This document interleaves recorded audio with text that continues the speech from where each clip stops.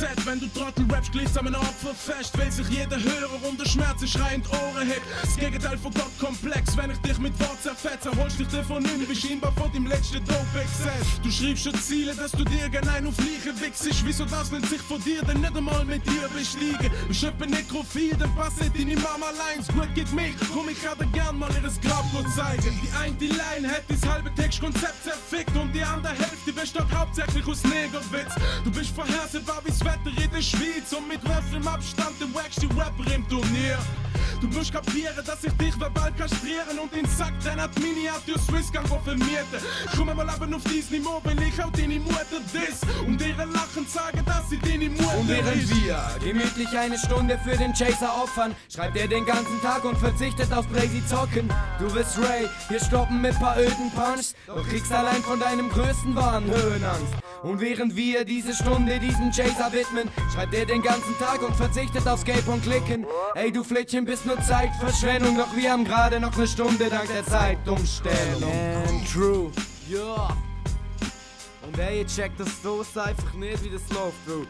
Umso weiter kommst du, umso schlechter werden die Gegner, aber ja, voll easy, Ray packt die Scheiße und ja, du bist draussen, ja genau. Also, peace out. Check the beat, man. Check this up. What the fuck?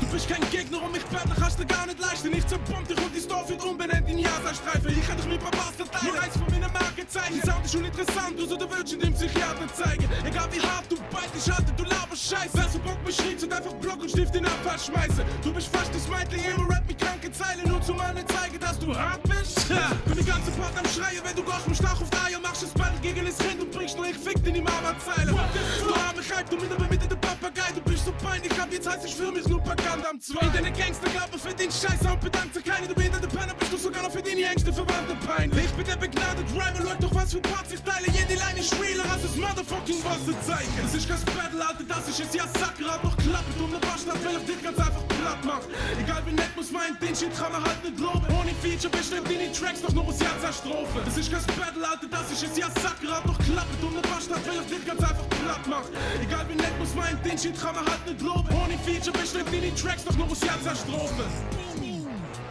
Ja, eigene Volkheitssieger, Mann, aber heute am Sonntag noch schnell die fucking Runde geschrieben und recorded und Alter, Mann. Ja, total vernichtet, verpiss dich.